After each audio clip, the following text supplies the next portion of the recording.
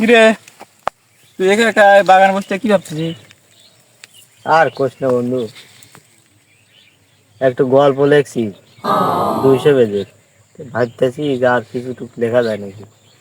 বাপ রে, তোকে না আমরা অনেক বড় ভাবছিলাম কি, এখন তো দেখছি তা না।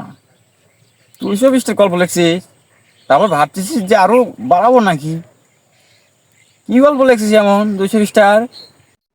তা মনে হয় বছর বছর 10 মনে হয় লাগছে, তাই না? তা প্রথম কথা কি লিখছিস রে, একটু শোনা দেখি।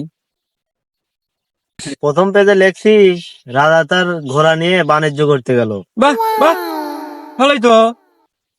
পরে পেজে কি লিখছি বল? 220টার গল্প এত তো বলা সম্ভব না, এত বড় গল্প বলা যায়। তা যেহেতু বলতে পারবি না, আমি বুঝতে পারতেছি 200 পৃষ্ঠা অনেক সময় দরকার, অত সময় তো আমার হাতে নাই কে। তা লাস্ট পৃষ্ঠা কি লিখছিস এটা একটু বল।